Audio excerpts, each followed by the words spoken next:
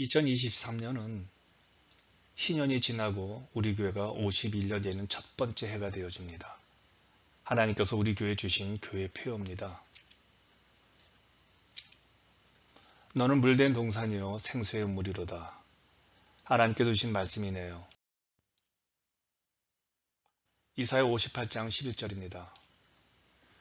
여호와가 너를 항상 인도하여 메마른 곳에서도 내 영혼을 만족하게 하며 내 뼈를 견고하게 하려니 너는 물된 동산 같겠고 물이 끊어지지 아니하는 샘 같을 것이라. 중동 지방은 사막지대가 많습니다. 물이 있는 동산과 샘이 아주 중요하죠. 그래서 아가서 4장 15절의 이 말씀은 이스라엘 사람들에게는 그 축복의 인사법이라고 합니다. 너는 동산의 샘이요 생수의 운물이로다. 2023년 너는 물된 동산이요 생수의 운물이로다. 이 말씀이 여러분과 우리 교회에 충만히 흘러가기를 소망합니다. 물된 동산과 생수의 운물, 어떤 의미가 있을까요? 어떤 축복일까요?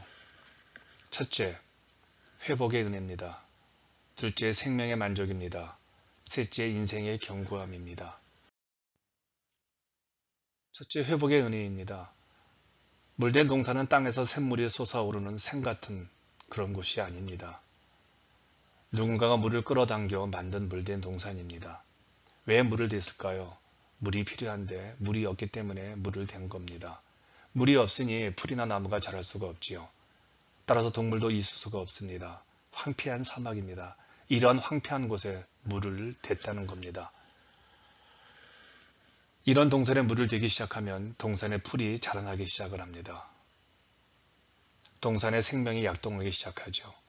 동산에 드디어 동물이 찾아오기 시작합니다. 물속에는 물고기들이 뛰놀기 시작을 합니다. 한마디로 황폐된 곳에 회복의 역사가 일어난 겁니다. 하나님께서 은혜의 물을 대주시면 회복의 역사가 이렇게 나타납니다. 하나님을 가까이 하는 것이 은혜의 강물을 끌어당기는 겁니다. 둘째, 생명의 만족입니다. 메마른 땅에 물을 대면 회복이 이루어지고 만족하게 되어집니다. 물된 동산에는 영혼 해갈의 만족이 있죠.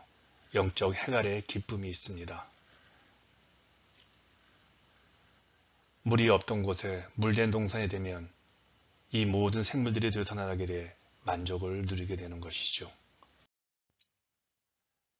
셋째, 인생이 견고하게 되어집니다. 이사야 선지자는 황폐한 동산에 물을 대면 인생이 흔들리지 않고 견고하게 된다고 말씀하고 있습니다. 이것이 물된 동산의 축복입니다. 어떻게 물된 동산을 만들 수 있을까요? 물된 동산을 풍성케 하는 세 가지 비밀입니다.